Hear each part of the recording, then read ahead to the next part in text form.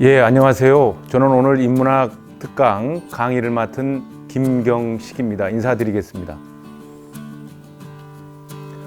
코로나 시대입니다. 너무나 혹독한 시련의 시기를 보내고 있습니다. 오늘은 특별히 우리 역사와 문학 속에서 행복 찾기라고 하는 이 제목을 가지고 우리 선생님들을 배울까 합니다. 우리 역사는 순환의 시대였습니다. 그 고비마다 다양한 대처 방법이 있었는데 그를 통해서 선생님들의 삶이 보다 행복해지기를 기원드리겠습니다. 예, 지금부터 강의를 시작하겠는데요. 처음에는 조금 편안하게 선생님들께서 상식적으로 내지는 그냥 부담 없이 들으실 수 있는 인생의 이야기서부터 시작을 하도록 하겠습니다. 우리가 그 삶을 사는데 인생의 길을 간다고 합니다. 그럼 인생이라고 하는 게 무엇인가? 한번 한자로 한번 써서 표현을 해보도록 하겠습니다.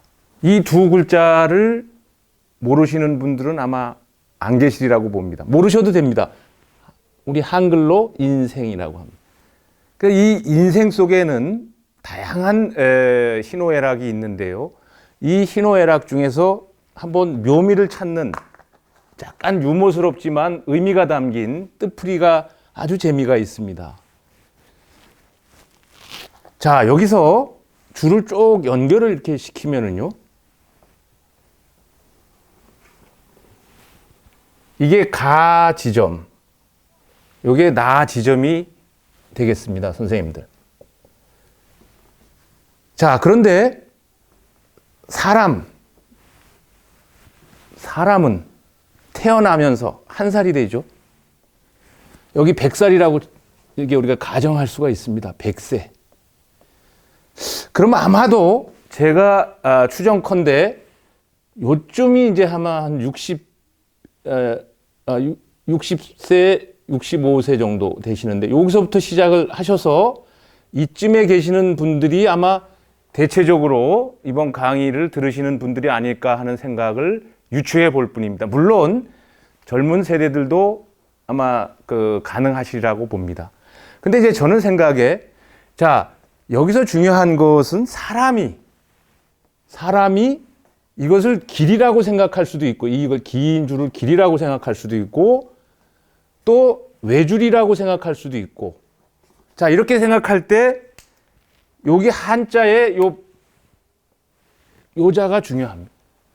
이게 소입니다. 소우자입니다. 소. 자, 갑자기 왜 소가 나왔는가? 자, 사람이 소를 몰고 자, 외길을 가 지점에서 나 지점으로 걸어간다.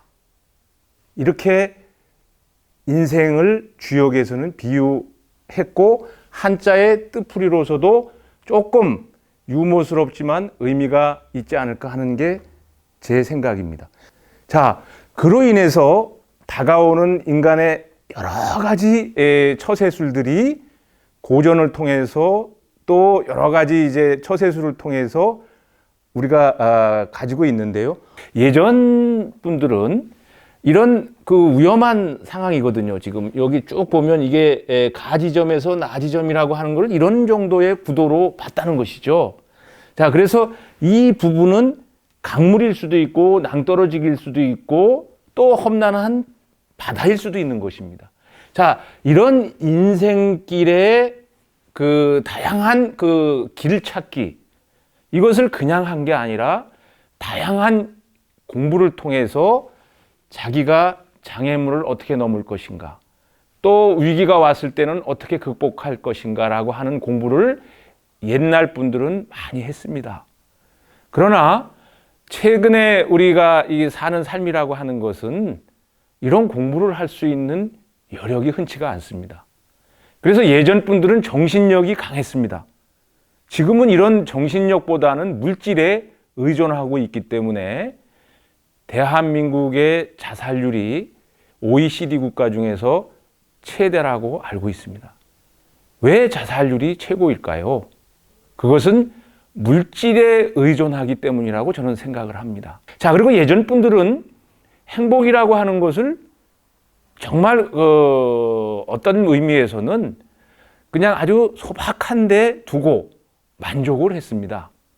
근데 지금 사람들은 만족을 모르기 때문에 불행해지는 것이죠. 자, 한자 또 한번 써볼까요? 자, 우리가 잘 아는 글자가 되겠습니다. 이 글자도 아마 모르시는 선생님들이 없으실 겁니다.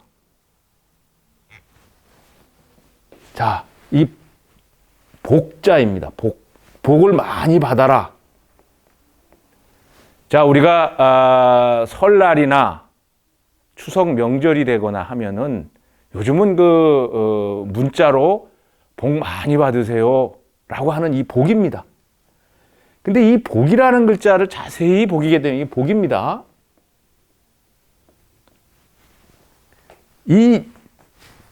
여기 보시면 요 자입니다. 요 자를 조금 옆으로 좀 빼보겠습니다. 빼면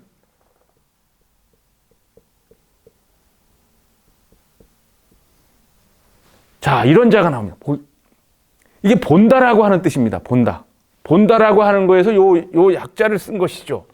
그 다음에 예전 사람들은 소박한 데서 행복을 찾았는데 어느 정도 하면은 복이 오느냐 하면 자, 요거는 한 일자라고 보면 되죠. 여기 한 식구가 여기 이제 요거는 입구자지만 이건 식구라고 볼 수가 있습니다. 식구. 밥을 같이 먹는 가족을 얘기합니다. 자, 한 식구가 먹을 수 있는 식량을 거둘 수 있는 밭이 있으면 복이 온다. 복이 있다. 이렇게 본 것이죠. 그것만 가지고도 행복한 거예요. 그 정도로 예전에 그 행복이라고 하는 부분은 소박했다라고 우리가 한자를 통해서 생각을 해볼 수가 있는 것입니다. 자, 또 한자 한번 써보겠습니다. 자, 우리가 부자라고 얘기를 합니다. 부자.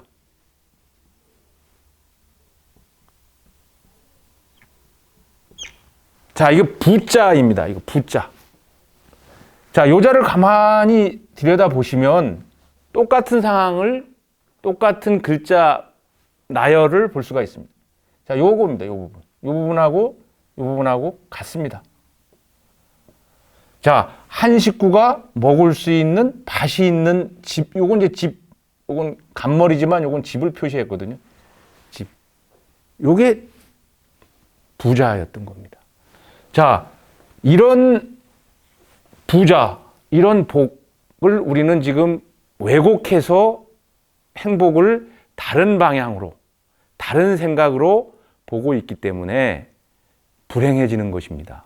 자, 또 한자 한번 우리가 써보도록 하겠습니다. 그럼 이런 복과 부가 되기 위해서 행복을 찾기 위해서 글자 한자를 더 쓰면 자, 이걸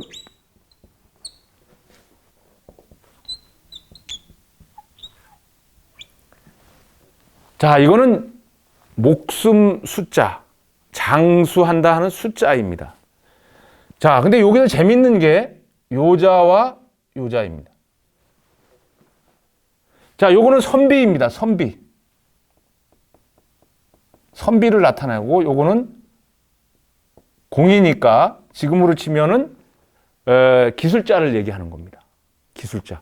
자, 그런데 이 선비는 귀한 존재이고 또 여기에 기술자는 그 당시에 선비보다는 조금 신분이 얕거나 또 혹시 어떤 시대에는 이 공을 우리 조선시대에도 마찬가지입니다. 천시했던 적이 있습니다.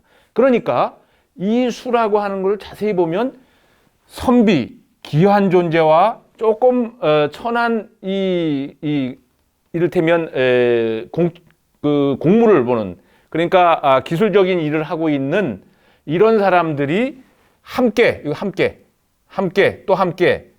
모여서 같이 먹고 있는 마을을 의미했습니다. 요걸 조금 이렇게 확대시키면 자, 이렇게 쓰면은 요게 마을촌이거든요. 자, 이렇게 해야 공동체가 행복해진다는 것이죠. 이건 공동체적 의미입니다. 이건 개인의 마음의 의미인 거예요. 마음 공부해서 행복해지는 방법. 요거는 같은 마을에 조금 신분이 귀하다고 잘난 척 해서는 안 되고, 조금 못났다고 기가 죽어도 안 되고, 이런 사람들이 혼연일체가 돼야 그 공동체가 아름답고 행복한 공동체가 된다는 의미죠.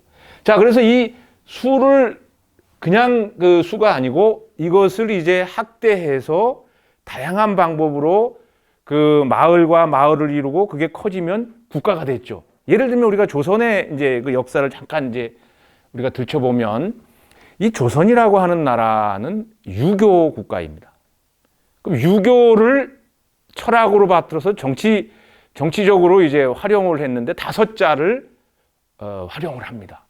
그것을 우리는 유교 오상이라고 이야기를 합니다. 한번 그 5자를 한번 써보겠습니다. 고려 시대는 아시다시피 종교적으로는 불교의 색채가 짙었죠. 그러나 조선은 이를테면 1388년에 그 무장이었던 태조 이성계가 위화도 해군을 통해서 4년 후에 1392년에 개국을 할 때는 토지 개혁을 굉장히 토대로 확보를 했었습니다. 그것은 정도전이라고 하는 신진 사대부를 통한 혁신적인 정치의 민주화를 통해서 조선의 민심을 샀던 것이죠. 그분들은 그 민심을 통해서 어떻게 하면 고려보다는 조금 다른, 왜 그러냐 하면 성이 다르잖아요. 이를테면 그것을 우리는 역성혁명이라고 하는데, 고려의 그 역대 왕들은 왕씨였습니다. 그러나 조선은 이씨입니다. 이것은 엄청난 획기적인 그 변천입니다. 이 변천에 대한 저항을 삭제시키고 없애는 방법은 민심을 얻는 방법입니다. 이들은 민심을 얻기 위해서 토지 개혁을 착수하고 또 불교를 유교로 바꾸면서 5자를 중시하게 됩니다. 이 5자를 한번 써보도록 하겠습니다. 첫째는 인입니다. 인. 사람은 착해야 된다. 이 인의 사상을 강조를 했습니다. 두 번째는 의입니다. 의로워야 된다는 것이죠. 의로워야 된다. 세 번째는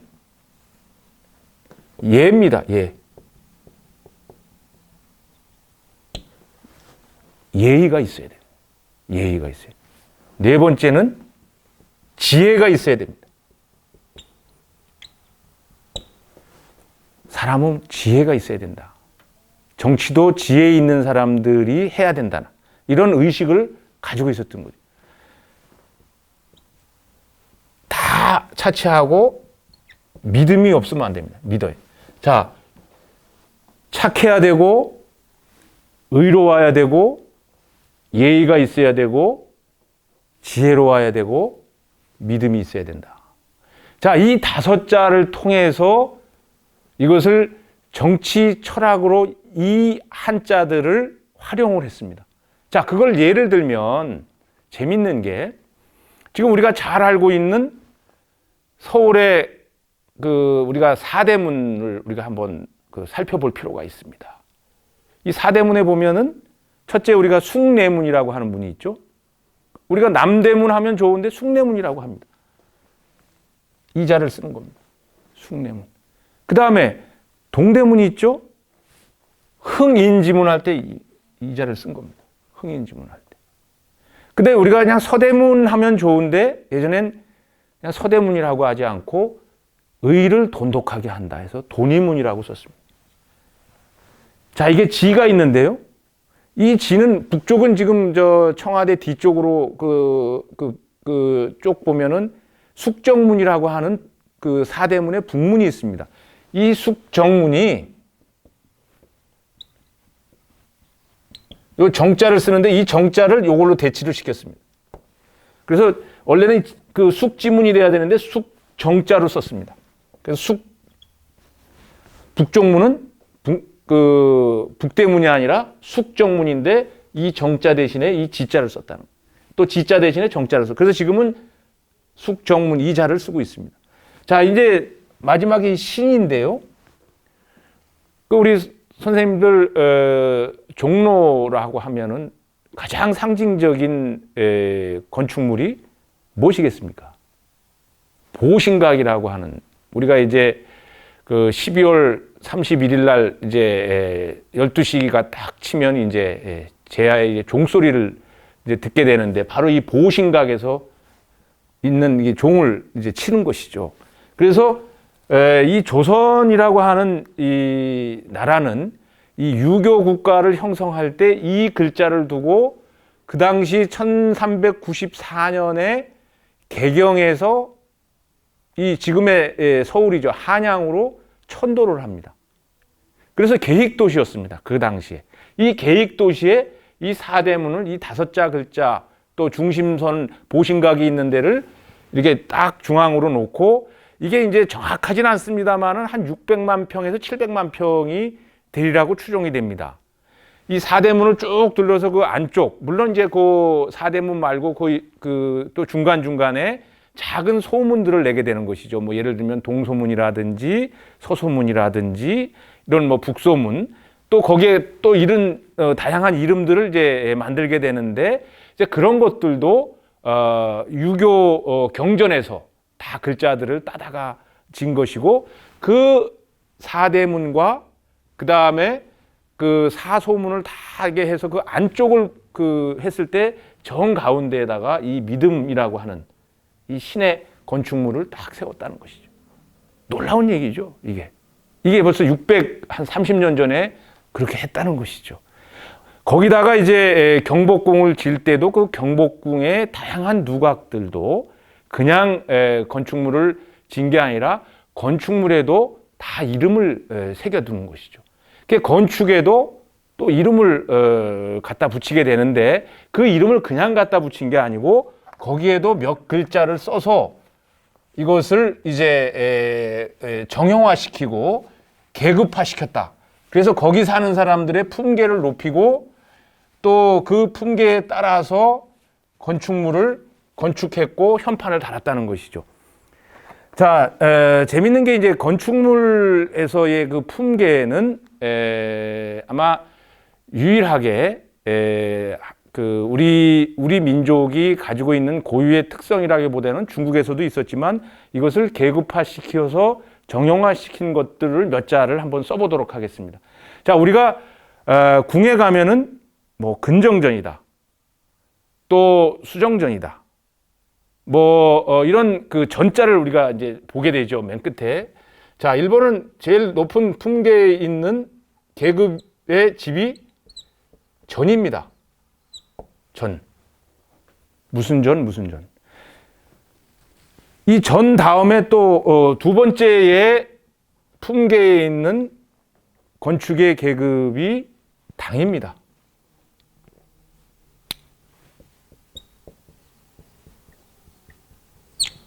자, 당이 있어요.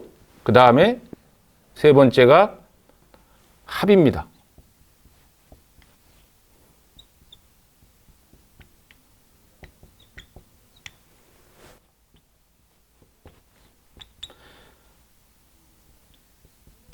전당, 합각, 그 다음에 우리가 이제 잘 아는 무슨 제 이렇게 하는 제가 있습니다. 그 다음에 여섯 번째가 헌자입니다. 이건 뭐 많이 쓰죠, 무슨 헌. 그 다음에 누각이라고 하는 이거 많이 쓰는. 그 다음에 이제 여덟 번째 마지막 계급의 집. 정자입니다. 자, 이거를 왜 썼느냐 하면, 얼마 전에 까지, 지난 권위주의 정부 시대 때까지 우리는 각하라는 말을 썼습니다. 각하. 박정희 대통령 각하, 이승만 대통령 각하, 뭐 어쩌고 하는 이 각하. 이거를 썼어요. 자, 그런데 예전에는 전하라고 썼습니다. 전하. 이게 맞는 겁니다. 전하라고. 이 전이라고 뭐냐면 이 전 밑에 사는 사람이란 뜻이에요. 이게 임금이란 뜻이죠. 이토 히로부미 같은 경우는 합파를 썼습니다. 합파. 전당 합 요걸 썼습니다. 그래서 지금 보통 그래서 이 선비들이 이제 조선시대에는 다양한 사화가 있었습니다. 그 사화라고 하는 것은 놀랍도록 무서운 것이죠. 자, 조선이 1392년에 개국이 되고 나서 자, 세종대왕 시대를 거치고 이후에 단종의 비극적인 죽음, 세조의 그 왕권 찬탈, 그 이후에 또 쭉 나가면서 성종 때를 거치고 연산군 때에 옵니다. 연산군 때인 1498년에 무오사화라고 하는 사화가 일어납니다. 또 1504년에 갑자사화라고 하는 사화를 일으키죠. 연산군이.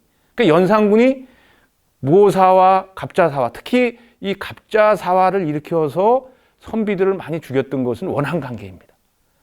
자기가 아주 유년 시절, 어린 시절에 자기 어머니를 죽였던 그 사람들에 대한 원한을 터뜨려서 그와 관련되어 있었던 관계자들, 이를테면 그 당시에 선비들을 무수히 죽이고 유배 보낸 사건, 이게 원한관계라는 것이죠. 이 원한관계는 세상을 굉장히 비극적으로 몰고 갑니다. 그래서 이게 원한관계가 비극적으로 몰고 가는 부분들을 우리는 역사 속에서 사화 내지는 이런 거를 통해서 해결하려고 했던 왕들은 굉장히 비극을 맛보게 됩니다. 특히 그 세종대왕 같은 경우는 황희정승 같은 경우가 자기가 왕이 되는 것을 반대했던 분인데 그분을 포용을 하죠. 포용을 해서 성군이 됩니다. 연산군은 자기를 비판하거나 하는 사람들을 죽이거나 유배 보내고, 또 원한관계를 통해서 자기의 그 모든 걸 해결하려고 해서 자기가 왕권도 빼앗기고 강화도 가서 31살의 나이에 죽게 되는 그런 비극을 맛보게 되죠. 그가 유사한 또 왕이, 물론 조금 상황은 좀 다릅니다만은 강해군이라고 하는 그 당시에 이제 강해군도 그렇습니다. 강해군도 외교 정책도 잘했고, 또 그 당시에 그 임진왜란에도 선조 임금이 할 수 없었던 일들을 강해군이 했던 것이죠. 그런데 그가 1608년 선조가 세상을 떠나고 강해군이 집권을 하면서 이후에 그는 이제 자기의 배다른 동생 영창대군을 강화도로 유배 보내서 죽이죠. 잔인하게 죽이죠. 그리고 자기의 이제 계모였던 그 영창대군의 어머니였던 임목대비를 지금의 덕수궁이죠. 거기에 이제 위패를 시킵니다. 이게 이제 빌미가 돼서, 서인들에게 빌미가 돼서 그는 왕권을 빼앗기고 처참한 나날들을 보내다가 세상을 떠나게 되는 것입니다. 자, 이렇듯 역사 속에서 포용을 했을 때는 행복이 오고 증오를 했을 때는 비극이 오는 것입니다. 큰 역사 속에서 그렇다는 것이죠. 자, 그러다가 1592년에 임진왜란이 일어납니다. 자, 그러고 나서 다시 우리는 그 1636년에 이제 또 청나라, 일단 우리가 오랑캐라고 보는 나라에 의해서 또 병자호란을 당하게 됩니다. 자, 이런 걸 통하는 과정에서 선비들은 또 다양하게 왕의 편에 섰다가 또 그 반대쪽에 서게 된 사람들을 이제 서로가 서로를 견제하고 또 멸시하고 또 이렇게 해서 또 천대하는 이런 상황으로 거듭 반전을 하면서 증오를 낳는 그 시대를 맛보게 되는 것이죠. 자, 임진왜란을 겪었던 24살의 최진립이라고 하는 분이 계십니다. 최진립이라고. 이분이 이제 가운이라고 하는 철학을 내리게 됩니다. 최진립이라고 하는 분인데, 이분이 1636년 병자호란이 나던 해에 세상을 떠납니다. 그런데 이 병자호란이 나던 해에 세상을 떠나면서, 자, 우리 집안은 앞으로 우리 가운을 이렇게 만들 테니 이렇게 살아라고 하는 가운을 내리고 그것을 이제 체계화시키고 실천하게 만듭니다. 자, 이 채부잣집의 이 가훈은 몇 가지를 소개하면 좀 놀랍습니다. 그 시대에 이 최진립이라고 하는 경주 그 채부잣집에 어떻게 이런 철학이 나왔는가? 첫째, 진사 이상을 하지 마라.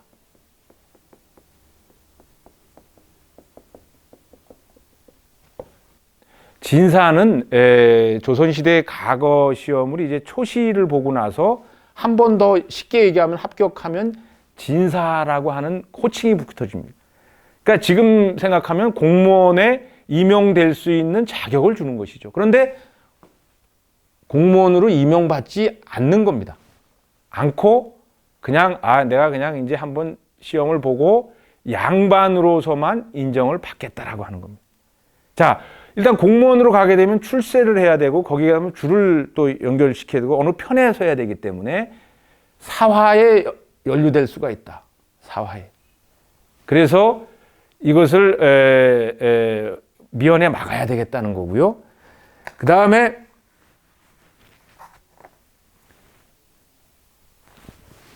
두 번째, 자, 만석 이상의 곡식을 취득하지 않는다.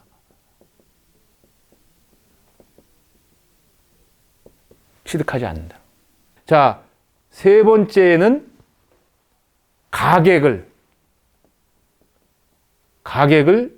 잘 대접하라.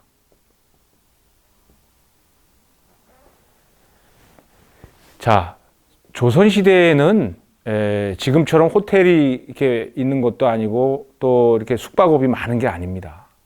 그러니까 이 가객이라고 하는 분은 주로 이 당시에 다양한 이제 소문을 가지고 다니는 사람이고 정보를 가지고 있는 사람들이에요. 이 사람들이 경주 땅에 오면 바로 이 경주 채부잣집에 묵을 수 있게끔.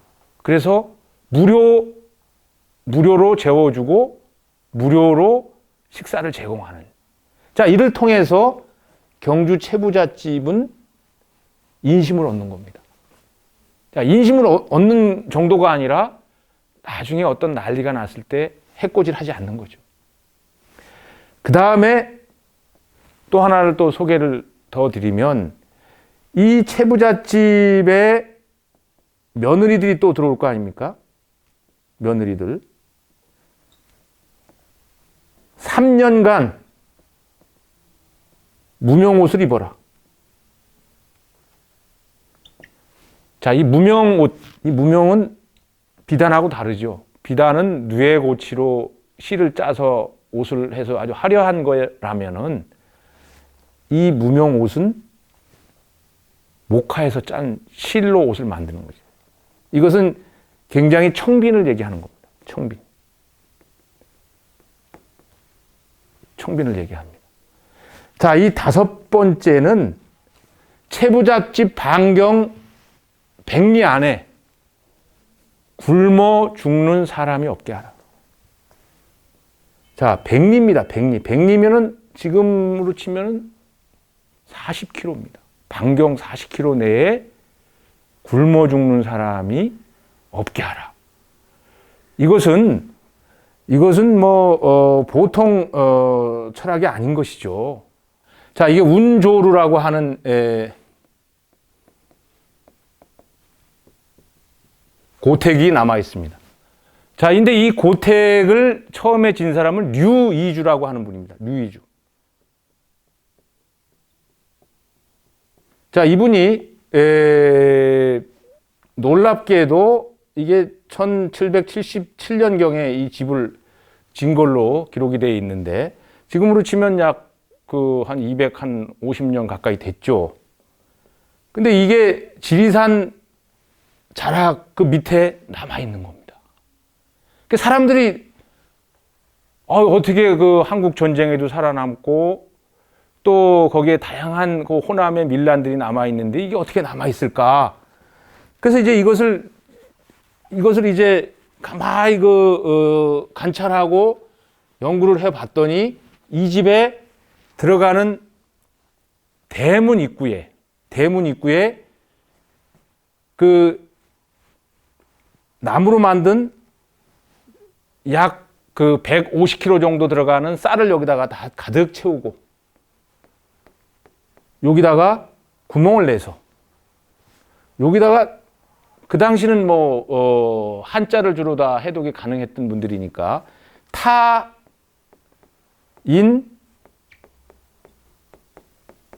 능 자, 누구든지 능히 이 뚜껑에서 쌀을 빼갈 수 있다.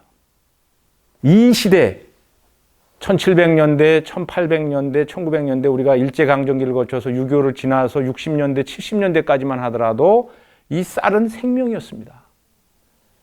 그래서 이 생명적이고 목숨을 살리는 이 쌀을 운조로에서는 가난한 사람들이 언제든지 와서 자존심 상하지 않게 하면서 이 쌀을 여기서 퍼갈 수 있게끔 이런 구멍을 만들어 놓은 거예요. 자, 이제 이건 어떤 현상을 낳는가? 자, 이 상황에서는 동학혁명도 있었고 진주밀란도 있었고 다양한 임진왜란 이후의 사회 혼란기에 얼마든지 난리가 났어요. 그 난리가 난 상황에서 이 운조로라고 하는 240년 가까이 된 이 집이 온전하게 남아있다라고 하는 것은 여기서 쌀을 갖다가 먹었던 그 사람들이 성장해서 어떤 난리가 나더라도 저 집만은 건드리면 안 된다. 저 집은 절대 건드려서는 안 된다. 양쪽을 다 오른 겁니다. 그 당시에 살던 동네 사람들도 이 집은 귀하게 여긴 거죠. 원래 부자들을 시기하고 공격의 대상이 되는 것은 그 부자가 가난하고 헐벗고 굶주린 사람들을 가난하게 더 만들고 더 못 살게 할 때 원성을 사고 그게 이제 어떤 난리라든지 전쟁이 났을 때 그 집을 공격하는 거고 그 사람들을 공격하는 겁니다. 그런데 이렇게 어려운 시기에 사람을 살리는 운동을 했던 이런 집들, 사람들은 절대 건드리지 않는 것이죠. 이게 세상의 인심인 것이죠. 그래서 근세에 이제 김수환 추기경께서 이제 돌아가시기 전에 뭐라고 말씀하셨냐 하면, 자, 우리가 이 평화라는 말을 이렇게 쓴다. 이거는 다 아는 얘기 아니냐. 이것은 제 얘기가 아니고 김수환 추기경님께서 직접 말씀하신 겁니다. 이 평화, 우리가 그 살롬이라고 하고 또 피스라고 하는 이 평화라고 하는 것은 그냥 오는 게 아니다. 나눔을 통해서 오는 것이다. 근데 나눔은 곧 바로 행복한 것이다. 이 행복은 나눔을 통해서 오는 거고 이 나눔을 통해서 평화가 오는 것이다. 그런데 이 평화라는 거를 유지하기 위해서는 또 실천하기 위해서는 굉장히 한자에서 재미있는 것을 발견하게 된다. 이게 바로 요 글자입니다. 요 글자. 요거는 벼라는 뜻이에요. 벼 화자입니다. 벼 화자. 벼입니다. 벼. 벼는 뭡니까? 벼는 쌀입니다. 벼를 방아를 찌면 쌀이 되는 거예요. 이 쌀은 조금 전에도 제가 말씀드린 대로 눈물이고 생명입니다. 자, 그런 의미에서 이 쌀이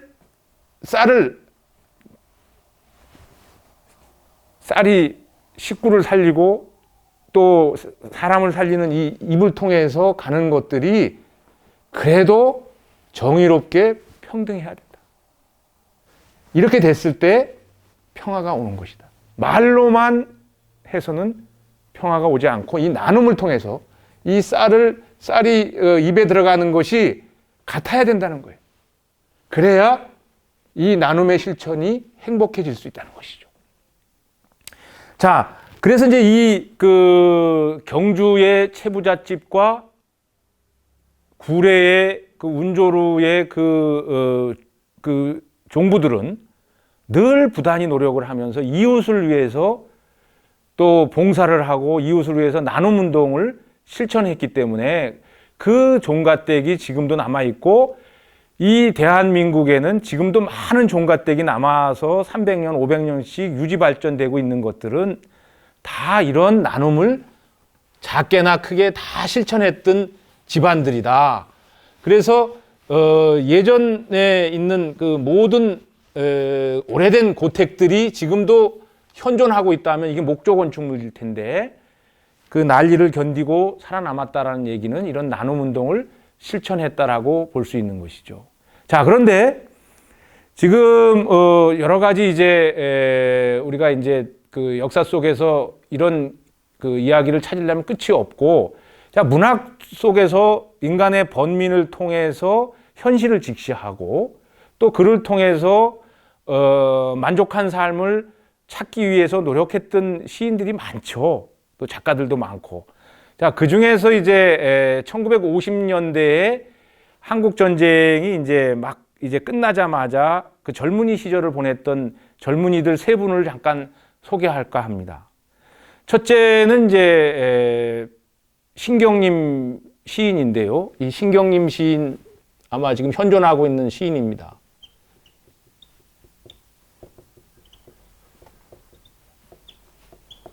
자, 충북 충주가 이제 고향이신데 이분이 1956년도에 등단을 합니다. 그래서 그때 갈대라고 하는 시를 통해서 등단합니다. 자, 1935년생이니까 56년이면 불과 이제 그 만으로 21살, 지금 22살의 이 청년이 갈대라고 하는 시를 썼어요. 그런데 이 1935년생이 당해야 할 그 당시에 큰 난리가 있었죠. 15살에 맞이한 한국 전쟁입니다. 자, 한국 전쟁이라고 하는 이 전쟁은 정말 어마어마한 전쟁입니다. 어떤 분들은 크게 학대를 한다면은 제3차 세계대전일 수도 있다라고 생각해요. 왜냐하면 16개국이 참여를 했고요. 어쨌든 또 중국 포함하면 뭐 또 소련까지 포함하면 북한하면 18개국 정도가 이 전쟁을 한 겁니다. 그것도 우리 한반도 땅에서. 자, 오르락 내리락 하면서 약 200만여 명이 세상을 떠났고 또 수백만 명이 부상을 당하고 이산 가족이 뭐 1, 2천만이 넘는 지금도 문제가 되고 있는 이 전쟁. 이 죽음을 목도한 젊은이들은 굉장히 충격을 받았습니다. 그래서 인생이라는 게 뭐냐? 그래서 그런 것들을 갈구하면서 큰 슬픔에 쌓이면서 그 갈등과 그 번민, 그 증오, 그 슬픔을 시로서 이제 표현하는 작가들이 등장합니다. 물론 신경림 시인뿐만 아니라 많은 시인들이 있었지만 오늘 시간상 일단 신경림 시인의 갈대를 잠깐 소개하면 뭐 이런 시입니다. 갈대를 제가 한번 낭송을 해보도록 하겠습니다. 갈대, 신경림. 언제부턴가 갈대는 속으로 조용히 울고 있었다. 그런 어느 밤이었을 것이다. 갈대는 그의 온몸이 흔들리고 있는 것을 알았다. 바람도 달빛도 아닌 것. 갈대는 저를 흔드는 것이 제 조용한 울음인 것을 까맣게 몰랐다. 산다는 것은 이렇게 속으로 조용히 울고 있는 것이란 것을 그는 몰랐다. 자, 이 신경림 시인의 이 갈대라고 하는 시라고 하는 걸 보면 이 갈대는 사람을 의미하고 자기 자신일 수가 있는 거예요. 근데 여기 보면 한국 전쟁을 끝내고 한국 전쟁이 끝났던 1950년대의 젊은이들의 생각, 또 사람의 생각들이 여기 담겨 있습니다. 자, 인생이라고 하는 거 아까 제가 쓸 때 가지점에서 나지점으로 태어나서 쭉 가는 생물학적인, 여기서 이것을 울음으로 표시했습니다. 울음. 산다는 것은 우는 것이다. 속으로 조용히 우는 것이다. 자, 이 울음이라고 하는 속에서 그저 참고 살아가는 것이다라고 하는 숙명적인 죽음을 받아들이고 운명을 받아들이는 젊은이의 생각이 여기 농축이 되어 있습니다. 그래서 그러나 자기가 울고 사는 것을 자기도 모르는 거예요. 그러면서 사는 겁니다. 그 시대가 처절했던 삶이. 자, 우리가 지금 코로나 시기를 지금 넘어가고 있는데 한국 전쟁은 1950년 6월 25일 날 발발해서 1953년 7월 27일 날 끝난 3년 1개월을 오르락내락하면서 사람을 살상했던 약 200여만 명이 죽고 수백만 명이 부상을 당한 그런 대참사적인 전쟁입니다. 자, 이런 전쟁에 비하면 지금 우리가 코로나로 겪고 있는 이 시기, 지금 우리가 채 1년은 안 됐습니다만 이 시기는 그것은 별게 아니라는 겁니다. 그러니까 우리가 항상 어떤 상황 극복을 하기 위해서는 지금 현재보다 더 못한 것, 또 상황이 처지가 더 어려웠던 것들을 바라다 보고 생각을 해야 그것을 능히 극복을 할 수 있다라고 하는 것이죠. 자, 그런데 이것을 극복한 시인이 한 명이 또 있습니다. 더 신경림 시인보다 더 비참한 삶을 영유를 하고 있었던 상황에서 나온 시이기 때문에 의미가 있다고 저는 생각을 합니다.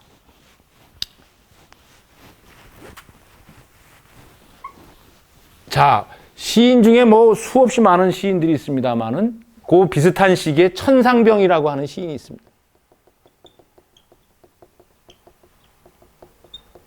천상병이라고 하는 시인이 있습니다. 자, 이분은 1930년생입니다. 그래서 1993년에 세상을 떠났습니다. 자, 63세까지 사셨지만 굉장히 인간적으로 보고 사람들이 볼 때는 불행한 삶을 살았다고 하지만 스스로는 행복했다라고 얘기를 하시는 거예요.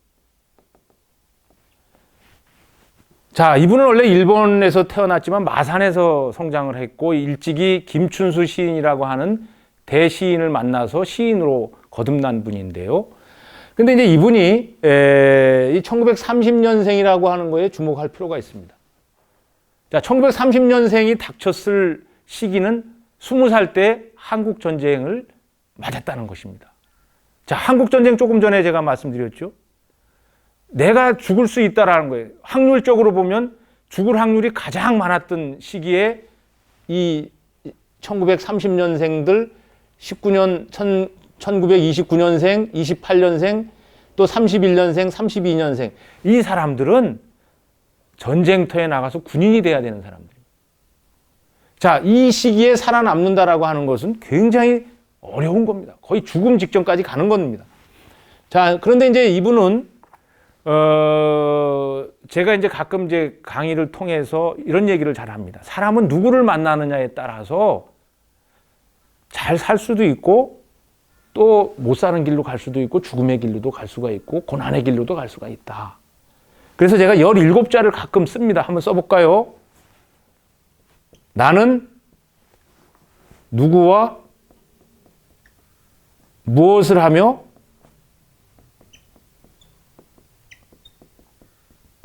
어떻게 살 것인가?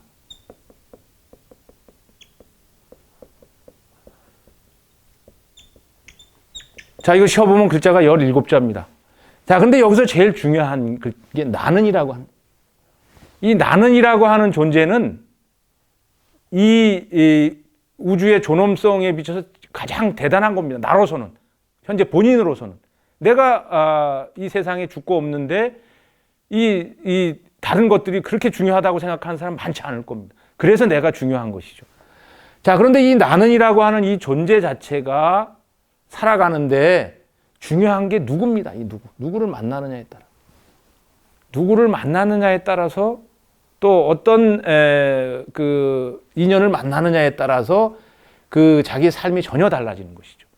자, 그런데 이 천상병 씨는 자, 1930년에 태어나서 1950년에 이제 그 이후에 그 서울 상대를 입학을 합니다.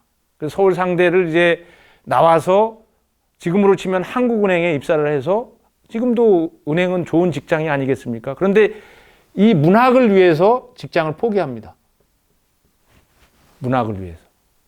그래서 가난한 사람이 되는 겁니다. 자, 그래서 이 가난이라고 하는 부분을 우리가 잘 생각해 볼 필요가 있어요. 가난이라고 하는 게 자기가 아무리 노력을 하고 노력을 해도 가난을 벗어날 수가 없다라고 하면 그게 가난이 맞습니다. 그런데 내가 얼마든지 노력을 하면 내가 부자가 될 수 있는데도 일부러 가난을 업으로 삼는 사람들이 있어요.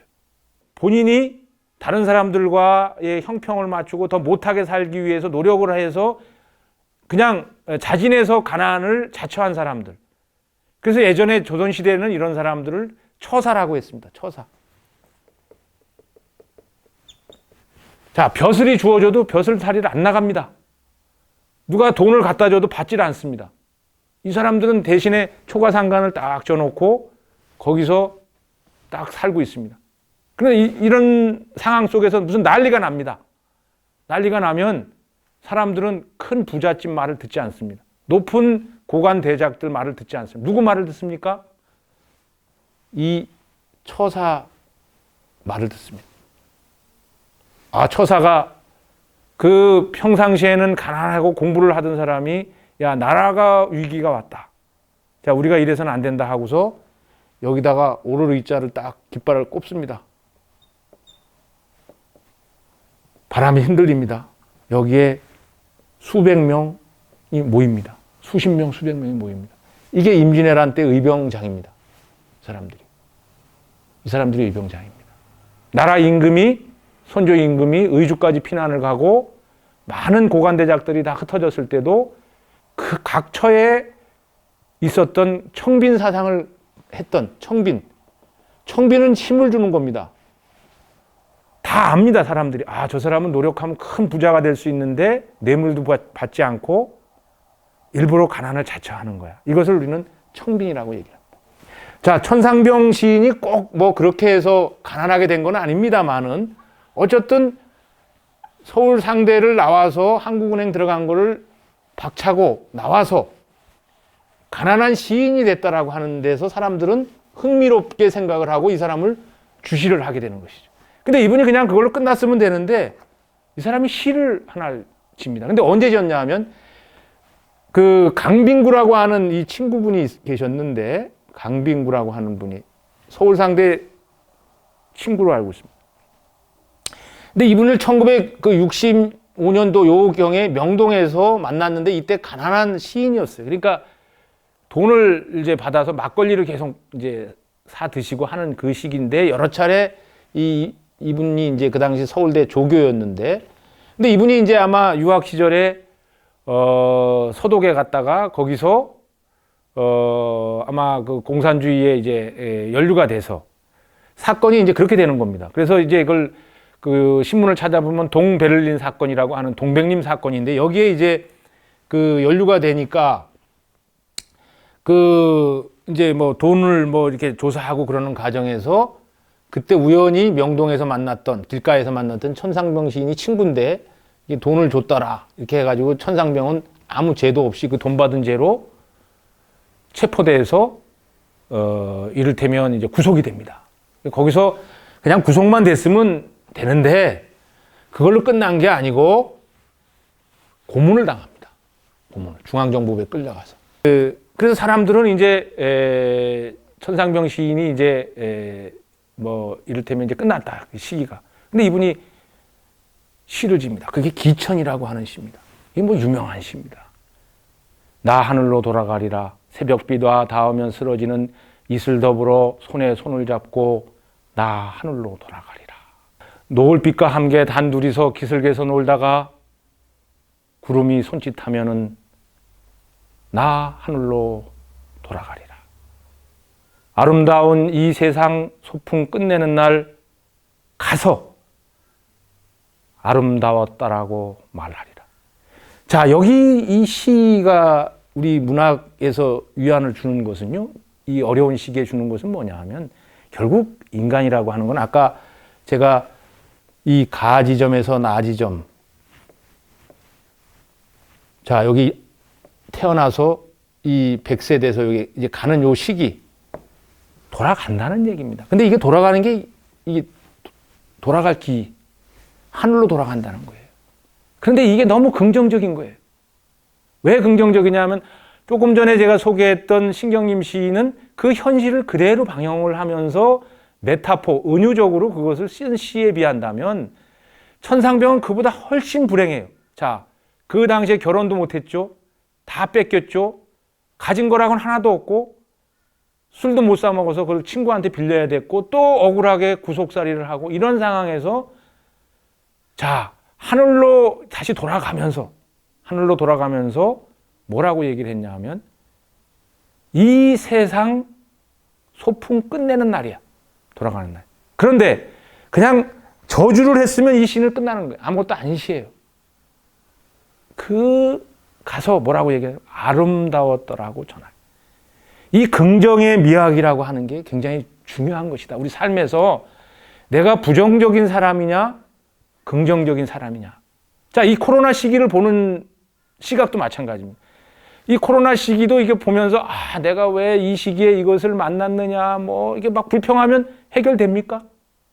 해결이 되면 얼마나 좋겠어요? 안 됩니다. 그래가지고는 내 마음을 바꿔야 됩니다. 야, 내가 1930 몇 년생인데 6.25를 겪었어. 그 이후에 어떤 더 시련도 겪고 이쯤이야. 마스크 잘 쓰고 내가 더 건강해야지. 그래서 내가 지금까지 읽지 않았던 고전도 읽고 그 고전을 통해서 누구를 통해서 내가 이걸 배워야 되겠다. 과거에 못했던 친구들 만나고 누구 만나고 모임 가는 것 때문에 미뤄뒀던 수건적인 일들을 찾아가지고 이것을 진행해야 되겠다라고 해서 켜켜이 어디 서가에 쌓여있던 전집을 꺼내가지고 예를 들면 박경리 작가의 또 무슨 토지라는 작품이라든지 또 뭐 조정래의 한강이라든지 태백산맥이라든지 아주 과거에 너무 그 분량이 많아서 읽지 못했던 걸 통해서 거기서 수백 명, 수천 명, 수십 명의 다양한 캐릭터를 가진 그 주인공과 엑스트라 이런 사람들을 만나게 된다면 이게 언택트 시대의 새로운 자기가 얻을 수 있는 인물들이다라고 하는 것이죠. 바로 이 천상병 시인이 긍정의 미학을 통해서 우리에게 울림을 주는 것은 인간은 어차피 돌아가는 것이다. 이 돌아간다는 것 자체를 하늘로 돌아간다라고 가정하에 그런데 이렇게 불행하게 사람들이 볼 때는 자기가 불행했지만 나는 그렇지가 않아. 나는 이렇게 행복하게 살았어라고 하는. 자, 이제 그런 면에서 또 한 분을 소개할까 합니다. 이분이 무소유를 개창했던 분이에요. 뭐 저는 말씀드리면 불교를 믿는 사람도 아니고 뭐 종교 얘기는 전혀 안 하는 사람인데 그래서 말씀드리는 건데 정치와 종교 모든 부분에 대해서는 저는 이 강사로서 중립입니다. 그러나 단지 울림이 있기 때문에 지금 말씀드린. 자, 이분은 1932년에 해서 2010년에 돌아가셨죠. 자, 그런데 놀랍게도 이분도 이 생애에서 느끼는 생년월일에서 그 생애에서 느끼는 요 연도를 보시면 뭐를 겪었습니까? 1950년 6.25 한국 전쟁을 목도하신 겁니다. 자, 그래서 1954년에 그 수많은 죽음들이 다시 돌아오지 않고 절규하고 분노하고 이런 거에 굉장히 혼미한 시기를 보내다가 입산을 하시게 됩니다. 스님이 되신 거예요. 그러니까 이분은 원래 목포 상고를 다니시고 지금의 전남대학교 그 상가를 다니시다가 이제 입산을 이제 하신 분이죠. 그래서 학승이 되신 겁니다. 공부를 많이 하시면서 이제 참선을 하시고. 근데 이제 이분이 그냥 가만히 계셨으면 모르는데 사회운동도 하시고 또 1970년대 CR의 소리라고 해서 함석헌 선생이 창간했던 거기에 편집위원도 하시면서 또 거기에 이제 그 당시 이제 그 법무사에서 무소유라고 하는 수필집을 냅니다. 무소유. 근데 이 무소유라고 하는 이 그 수필집을 통해 가지고 많은 사람들이 삶에 대해서 성찰을 하게 되는데 이 성찰을 통해서 변화된 분들이 무수히 많은데 한 분을 소개한다고 한다면 그 김영환이라고 하는 분인데요. 여성입니다.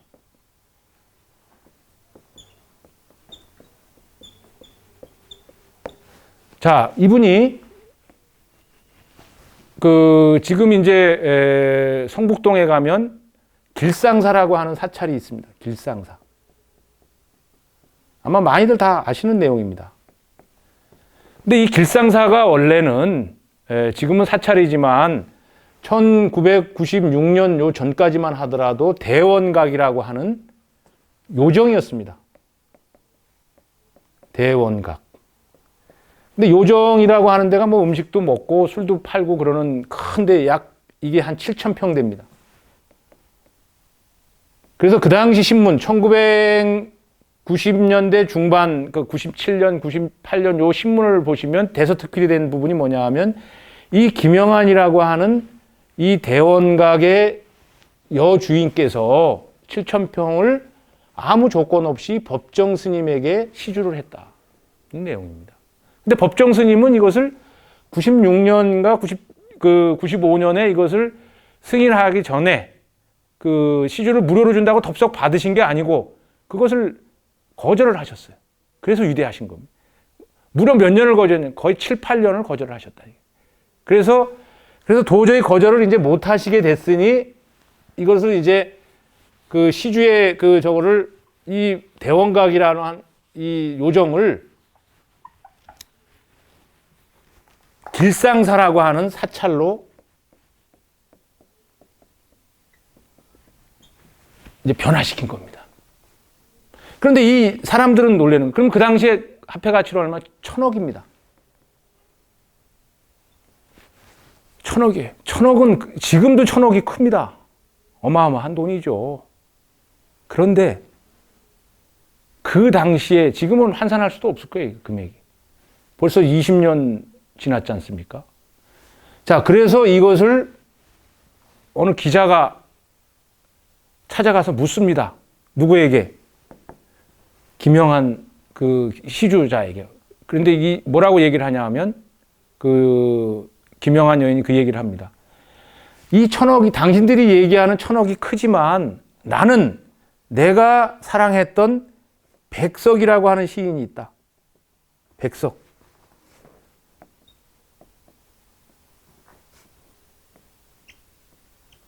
근데 이 백석이라고 하는 그 시인을 내가 못 만나고 있고 만나기를 학수고대한다. 근데 이 백석은 그 당시 이제 북한에 있었단 말이죠. 근데 이들의 그 만남과 이별에 대한 거. 근데 이거를 통해서 얘기를 해서 세상 사람들이 백석이라고 하는 시인이 1930년대에 일제강점기 때 꽤 유명했던 시인이라고 하는 것을 알게 되는 거예요. 왜 그러냐 하면 우리가 1988년 전까지만 하더라도 월북 작가라든지 내지는 그 제북 작가라고 하는 북한에 있는 작가들 작품은 우리가 교과서에서 볼 수 없었고 출간을 할 수가 없었습니다. 그것은 방공법에 위반되기 때문에. 그런데 이제 1988년에 이게 해금이 되잖아요. 월드컵이 있던 해. 그렇게 해서 이제 알게 되고 그들의 로맨스가 이제 세상에 알려지게 됩니다. 그런데 이 백석이라고 하는 이 시인이 김영환이라고 하는 여인하고 3살 차이가 나는데 이 김영환이라는 여인은 15살에 시집을 가서 그 16살이 되던 해에 남편이 우물에 빠져서 세상을 떠납니다. 그래서 그는 청산가부가 되고 기생이 되는 겁니다. 기생이 되는데 거기에 아까 나는 누구와 무엇을 하며 어떻게 살 것인가 라고 하는 거기서 누구를 잘 만나게 되는 것이죠. 그래서 이제 그 하일규 선생이라든지 뭐 이런 분들을 만나가지고 기생 중에서도 공부를 많이 한 기생. 그래서 또 인물도 출중하시고 뭐 이렇게 해서 이분이 나중에 또 그 분야에서는 이제 굉장히 이름 있는 분으로 해서 대원가까지 이제 운영을 하시는 것이죠. 그런데 그 전에 어떻게 그 백석하고 만나게 됐냐 하면 그가 이제 그 백석 시인은 그 당시 함흥의 영생 그 고보에 그 영어 선생님으로 계실 때인데 함흥에서 만납니다. 근데 그들은 둘이 만나서 젊은이들이니까 사랑을 하게 되는데 또 헤어지죠. 자, 헤어져서 그 당시 일제강점기다 보니까 이제 중국으로 가자고 백석이 이제 얘기를 제안을 했는데 김영환 그 애인 여인은 그걸 거절을 합니다. 그래, 그날 밤에 시를 한 편 써줍니다. 그 시가 나와 나타샤와 당나귀라고 하는 시입니다. 나와 나타샤와 당나귀. 근데 이 나타샤라고 하는 게 상당히 이국적인데 톨스토이의 전쟁과 평화에 나오는 이제 주인공격인 여인을 얘기하는 것이죠. 이 나라고 하는 것은 이제 그 백석을 얘기하는 거고 나타샤는 김영한을 얘기하는 이 시를 써준 거예요. 근데 이 시가 혹시 선생님들 한번 나중에 그 인터넷 검색하셔서 이 시를 한번 찾아보시고 읽어보시면 이런 구절이 나옵니다. 시간이 없어서 다 읽어드리지는 못하고, 자, 산골로 가는 것은 세상한테 지는 것이 아니다. 세상 같은 것은 더러워서 버리는 것이다. 이런 얘기가 나와요. 자, 그것을 그 시에 같이 도망을 가서 같이 살자는 건데, 그것을 이제 이해할 수 없었던 그 당시에 김영한 이 여인은 헤어지면서 또 그 전에 이름을 하나 받습니다. 지금은 이제 김영한이지만 그때 자야라고 하는 이름을 받습니다. 자야.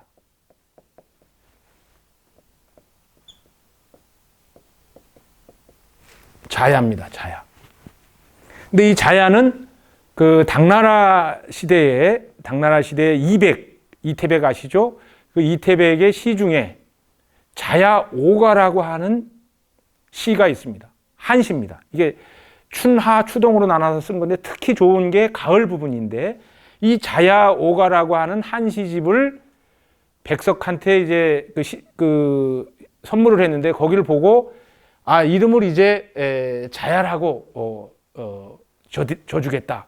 그 자야라는 이름을 받고, 또 나와 나타샤와 당락이라고 하는 시를 받은 김영한은 그걸 가슴에 품고 있었지만, 그들은 조국의 해방이 되고 6.25 전쟁을 했어도 만날 수가 없었습니다. 그리웠습니다. 그래서 그가 세상을 떠나기 전에 그 백석 문학상을 창작가 비평사에 2억을 줘서 만들었고, 그래서 기자가 물었을 때 아까 말씀드린 대로, 자, 당신들은 1,000억이 크다고 하지만 나는 백석의 시 한 줄보다 못한 게 돈이다 라는 얘기를 합니다. 자, 돈은 우리를 일시적으로는 행복하게 하는지 모르지만, 이런 사람들 1,000억을 막 기부하면서 시 한 줄보다도 못하다라고 하는 이런 사람들 이야기를 우리가 거듭 들으면서, 야, 이거 돈이라고 하는 것은 굉장히 좀 이상한 거구나 라는 생각을 하게 됩니다. 결국은 우리는 행복을 위해서 돈을 법니다. 그런데 사실 돈을 벌고 행복해졌다라고 생각하는 사람들이 많지가 않은 이유는 그 부분에 미스테리가 있다는 것이죠. 그래서 오늘 그 법정 스님이 그 본인이 만든 말은 아니고 그걸 쓰면서 마치려고 하는데요. 그 법정 스님께서는 그런 분이셨어요. 이런 분이 이걸 가지고 와도 그걸 거절하시고, 그러니까 이분이 무소유를 개창한다니까 사람들은 흠모를 하게 되는 것이죠. 그래서 근데 이분이 너무 유명해지니까 사찰에 많은 사람들이 찾아오는 겁니다. 그래서 그는 어느 날 1990년대 어느 날 그는 강원도의 어느 그 화전민이 버리고 간 집에서 거기서 이제 참선을 하시게 되는 겁니다. 그때 다른 걸 다 차치하고 딱 8자만 벽에다가 써붙였는데, 그 8자를 잠깐 한번 소개할까 합니다. 즉시 현금 갱무 시절이라고 하는 말인데요. 즉시 현금.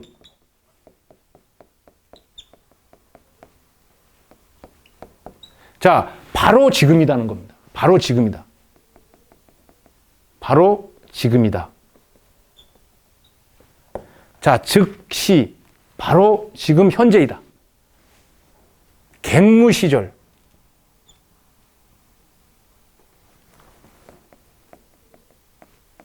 갱무.